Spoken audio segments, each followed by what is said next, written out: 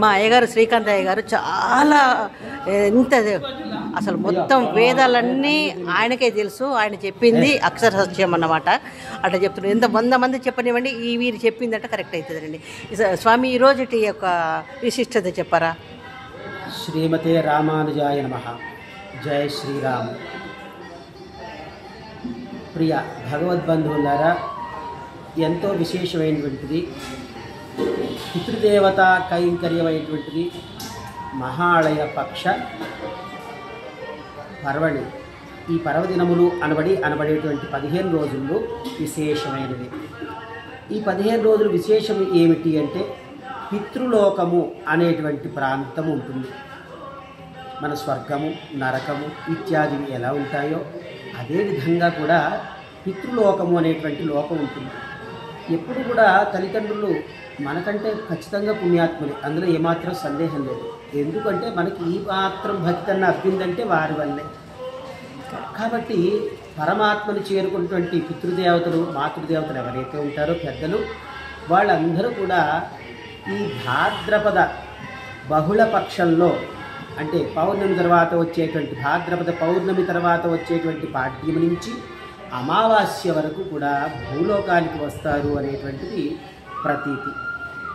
ఆ సందర్భంలో పితృదేవతలకు తర్పణాలు ఇచ్చుకోవడం, ఉదక తర్పణాలు, పత్రం, పుష్పం, ఫలం, తోయం అని చెప్పినట్టుగా యథాశక్తి ఖచ్చితంగా అయితే చిటికటి తీర్థం విడిచిపెట్టడం, శక్తి ఉన్నది అంటే దాన ధర్మాలు చేయటం, భోజనాదులు అంటే అన్న సమారాధనలు జరపడం ఇత్యాది ఈ 15 రోజులు తల్లిదండ్రుల పేరు మీద, గతించినటువంటి తల్లిదండ్రుల పేరు మీద చేయాల్సి ఉంటుంది, పెద్దల పేరు మీద. ఈరోజు మహాళయ పక్షంలో ఆఖరి రోజు అయినటువంటి మహాళయ అమావాస్య అని అంటారు.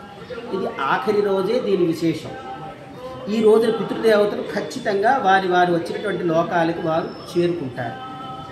ఆ చేరుకోవడం మళ్ళీ వెళ్ళిన రేపటి నుంచి అంటే మనకు అవకాశం లేదు, ఇంకా వారు రారు. అంటే మామూలుగా వారి తిథులకు వారు వస్తూ ఉంటారు. తర్వాత వారి గతించినటువంటి ఏదైతే తిథి ఉంటుందో ఆ రోజు వారు వస్తారు. వారికి తీర్థ ఈ నిత్య విధిలో భాగంగా వాళ్ళకి తర్పణ విధి, నైమిత్తిక విధి నిర్వర్తించి వాళ్ళు సంతోషపెడుతూ ఉంటారు.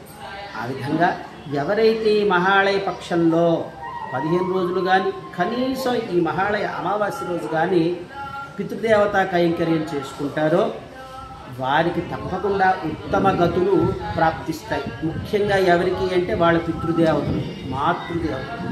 ఆ ధర్మాన్ని వారు ఆచరించడం వల్ల, నైమిత్తిక ధర్మాన్ని, ధర్మో రక్షతి రక్షితః, ఇందులో ఎటువంటి సందేహం లేని మాట ఒకటి ఉంది, ఖచ్చితంగా చెప్పేటువంటి మాట.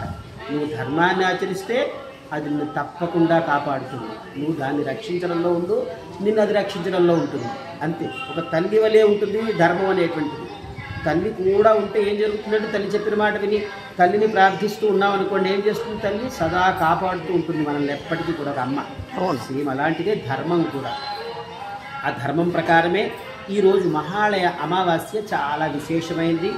అందుకే మన తెలంగాణ ప్రాంతంలో వనదేవత ఆరాధనంగా గౌరీ అమ్మవారిని ప్రతిష్ఠించుకుంటాం. ఇవాళ చిన్న బతుకమ్మ ఈ నవరాత్రులకు కాను అమ్మవారిని ఇవాళ సాయంత్రం మనం ప్రతిష్ఠించుకుని చక్కటి పూలతో అలంకారం చేసి అమ్మవారిని ఆరాధించుకుంటూ ఉంటాం.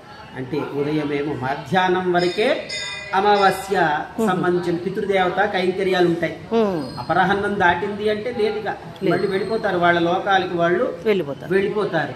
సాయంత్రం చక్కగా శుభ్రంగా స్నానాలు చేసి అమ్మవారిని ఏర్పాటు చేసుకుని ఆ దగ్గరలో ఉన్నటువంటి అందరూ సమిష్టిగా ఆ సువాసినులు అందరూ కూడా ముత్తైదువులు చక్కగా అమ్మవారిని ఆటపాటలతో సంతోషపెట్టి ఉత్సవాన్ని ఆరంభించుకుంటాము. తదనంతరము సద్దుల రోజు అమ్మవారిని దుర్గాష్టమి రోజు పంపిస్తూ ఉంటాము. ఈ పెద్దలు ఇచ్చిన ఫలమే ఇది కావాలి, ఖచ్చితంగా గుర్తుపెట్టుకోండి. పెద్దలు భగవంతుడినే ఆశ్రయింపజేస్తారు మనల్ని. అంటే సదా ఎప్పుడు కూడా భగవద్ అనుగ్రహం ఉండాలి అని వాళ్ళు చెప్తారనడానికి ఇంతకు మించిన నిదర్శనం మనకి ఇంకోటి లేదు. ఈ రోజే బొడ్డెమ్మని పెట్టుకో, రేపు పెట్టుకోవచ్చు కావాలంటే, ఇవాళ పెట్టాలి. అమావాస్య రోజే పెట్టాలి, సాయంత్రం బొడ్డెమ్మని నిలబెట్టాలి. బొడ్డెమ్మనా బతుకమ్మనా స్వామి? చిన్న బతుకమ్మ. బొడ్డెమ్మ అంటే పిల్ల బతుకమ్మ, చిన్న బతుకమ్మ. అమ్మవారిని ప్రతిష్ట దీని అర్థము. ఇక్కడి నుంచి రోజొక్క తీరుగా పూజిస్తూ ఉంటాం. అది నవరూపాలలో పూజించి 9వ రోజు నాడు ఆ జగన్మాతని, గౌరమ్మని జల ప్రవేశం చేయిస్తాం నిమజ్జనం. చేసి అమ్మవారి దగ్గర స్వామివారికి అప్పచెప్పేస్తాం. అమ్మతో పూజలు అన్ని చేసుకుంటాం. సౌభాగ్యాన్ని ప్రసాదిస్తుంది గౌరీమాత. ఇది ఎవరి వల్ల వచ్చింది అంటే ఇదిగో ఇవాళ చేసేటువంటి పిత్రమావాస్య ఫలమే మన సౌభాగ్యం. గుర్తుపెట్టుకోవాలి అందరూ కూడా. అందరూ సుఖశాంతులతో ఉండాలి. ఈ ఫలం ఒక్కడితో పోదు చెప్పేసరిగా. ఒక్కడు గనక పూజ చేస్తే 100 మంది తరిస్తారు. 100 మంది పూజ చేస్తే 1000 మంది తరిస్తారు. 1000 చేస్తే 10,000 మంది. ఇలాగా పెరిగిపోతూ ఉంటుంది. ఒక ప్రసాదం చేసి ఇరుగు పొరుగు పంచుకుంటాం కదమ్మా. అవును. ఆ విధంగా అందరూ కూడా ఈ మహాలయ అమావాస్యని పితృదేవత ఆరాధనంగా వారి వారి శక్తి కొలది చేసుకుని సాయంత్రం అమ్మవారి ప్రతిష్ట ఆరాధనలు చేసుకుని సుఖంగా ఉండాలి గాక. జై శ్రీరామ్.